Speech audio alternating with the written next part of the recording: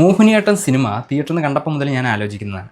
ഈ പടത്തിന് എങ്ങനെയാണ് സെൻസർ ബോർഡിൻ്റെ അപ്രൂവൽ കിട്ടിയത്? സാധാരണഗതിയിൽ നമ്മുടെ നാട്ടിൽ ഹിന്ദു ദൈവങ്ങളുടെയോ അമ്പലത്തിൻ്റെയൊക്കെ പേരിൽ എന്തെങ്കിലും ഒരു ചെറിയ പേര് പറഞ്ഞാൽ പോലും അതിൻ്റെ പേരിൽ സിനിമയുടെ റിലീസ് മാറ്റിവയ്ക്കാനും സിനിമയ്ക്ക് അപ്രൂവൽ കൊടുക്കാതെയൊക്കെ ഇരിക്കുന്ന ടീമുകളാണ് നമ്മുടെ സെൻസർ ബോർഡുകാർ.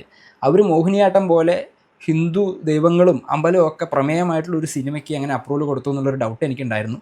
സിനിമ ഇറങ്ങിക്കഴിഞ്ഞിട്ട് മിക്കവാറും ഇത് ആളുകൾ കണ്ടു കഴിഞ്ഞാൽ അവരുടെ ഉള്ളിലെ ഹിന്ദുത്വം വ്രണപ്പെടാനുള്ള സാധ്യതയുണ്ട്. അപ്പോൾ ഇതിനെതിരെ പ്രതിഷേധങ്ങളും കാര്യങ്ങളൊക്കെ വരും എന്ന് ഞാൻ വിചാരിച്ചു.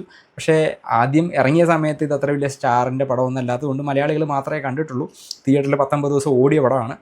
ഇപ്പോൾ പടം OTTയിൽ വന്നപ്പോഴാണ് കളി മാറിയത്. ഇത്രയും കാലം കണ്ടുകൊണ്ടിരുന്ന കേരളത്തിലെ മൃദു ഹിന്ദുക്കളുടെ പോലെ അല്ലല്ലോ നോർത്ത് ഇന്ത്യയിലെ സ്ട്രോങ് ആയിട്ടുള്ള ഹിന്ദുക്കൾ. അവർ നെറ്റ്ഫ്ലിക്സിൽ നിന്നും OTT എന്നൊക്കെ പടം കാണാനിടയായിട്ടുണ്ട്. വികാരം ഭയങ്കരമായിട്ട് വ്രണപ്പെട്ടിട്ടുണ്ട്. അല്ലെങ്കിലും കേരളത്തിലെ ആളുകൾ ഇന്നും ഹിന്ദുക്കളെയും ഹിന്ദുക്കളുടെ ദൈവങ്ങളെയും അവരുടെ വിശ്വാസങ്ങളെയൊക്കെ ഭയങ്കര മോശമായിട്ട് ചിത്രീകരിക്കുന്ന ആൾക്കാരാണ്. വേണ്ട ബഹളമാണ്. നെറ്റ്ഫ്ലിക്സിൽ നിന്ന് പടം ഒഴിവാക്കണം, ഈ പടം ബാൻ ചെയ്യണം എന്നൊക്കെ പറഞ്ഞിട്ടാണ് ഭയങ്കര ബഹളം. അറിയാലോ, സാധാരണഗതിയിലെ കേരളത്തിലെ ഊളകളുടെ പോലെയല്ല നോർത്ത് ഇന്ത്യയിലെ സ്ട്രോങ് ഹിന്ദുക്കൾ ഉണർന്നു കഴിഞ്ഞാൽ എന്താ സംഭവിക്കാൻ പോകുന്നതെന്ന് അറിയില്ല.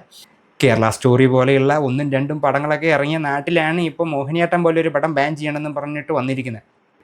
വടക്കന്മാർ പടം കാണാത്തതുകൊണ്ട് 19 ദിവസം തിയേറ്ററിൽ പടം ഓടിക്കാൻ പറ്റി. ഇനിയിപ്പോൾ നെറ്റ്ഫ്ലിക്സിൽ നിന്ന് ഈ പടം ബാൻ ചെയ്ത് റിമൂവ് ചെയ്താലും അതിശയപ്പെടാനൊന്നുമില്ല. കാരണം ഹിന്ദുക്കൾ അത്ര സ്ട്രോങ് ആണേ. ഇനി പഴയ പോലെയൊന്നും ഹിന്ദുക്കളെയൊന്നും ആർക്കും ചൂഷണം ചെയ്യാൻ പറ്റില്ല. ഇത് പഴയ ഇന്ത്യ ഒന്നും അല്ല, മോദിജിയുടെ ഇന്ത്യയാണ്.